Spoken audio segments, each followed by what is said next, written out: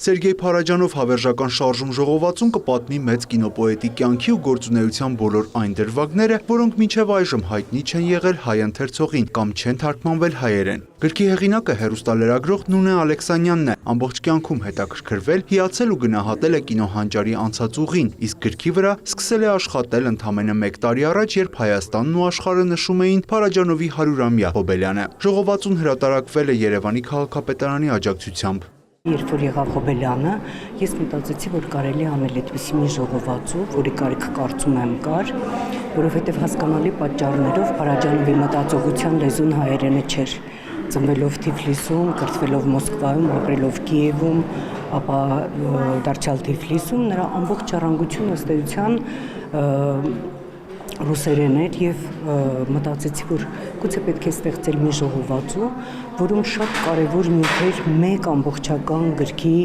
սահմանակացում հավաքվեն։ SNR հուշեր ու հարցազրույցներ բացառապես այս ժողովածուի համար։ Հեղինակը զրուցել է հայ կինոյի երևելիների հետ ու նրանց պատմությունները կոլաժի արքայի մասին զետեղել գրքի գեղեցկության գերին գլխում, որը Փարաջանովի մասին ռեժիսոր Ռոման Բալայանի բնորոշումն է։ Զրուցել եմ Ատոմ Մեգոյանի հետ, Ռոման Բալայանի հետ, Ալեքսանդր Աթանեսյանի հետ, Սերժ Ավետիքյանի հետ, ըստ էության բացի Ատոմ Մեգոյանից բոլորը Փարաջանովի երկարամյա գործընկերներն ու ընկերներն են, մարդիկ, որոնք իսկապես ականատես են եղել նրա կյանքի իրողություններին, դժվար օրերի եւ ուրախ օրերի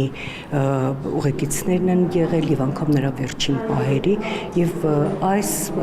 հարցազրույցներում իմ համար շատ կարեւոր էր ինչ որ փաստական իրողություններ արձանագրել, որովհետեւ այսօր արդեն Փարաջանովի անվան շուրջ առավելապես ավելի շատ միֆն է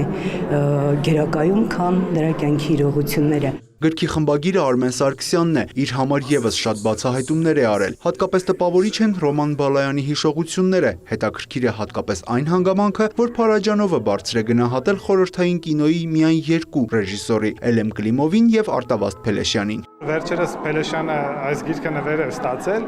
եւ կարդալով 1988 թվականին Փարիզում տված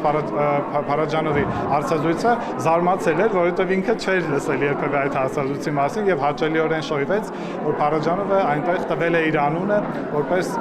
նշանավոր եւ այդ երկուսից մեկը։ Եվ այնքան նրբորեն է Նունեն Ալեքսանյան մոտեցել այս թեմային,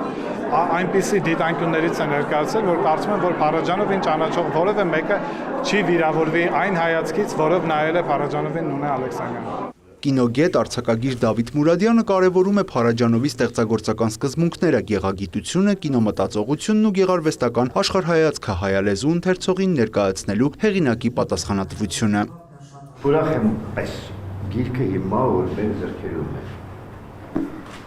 Ես ուրախ եմ, որ Նունե Ալեքսանյան, որը այդ չափ կյանքից ժամանակ է նվիրել, որպեսզի այս գիրքը մենք ունենանք։ Եկե հիմա համեստորեն չի ասում, թե իր կյանքից ինչքան ժամանակ է նվիրել։ Ինչքան է ինքը անցկացրել թանգարաններում, արխիվներում, չէ, մամուլ թերթել, չէ, հետազոտական աշխատանքը մենք գիտենք ոնց է լինում։ Հետո նստել գրասեղանի առաջ ու այդ ամեն ինչը իմի բերել,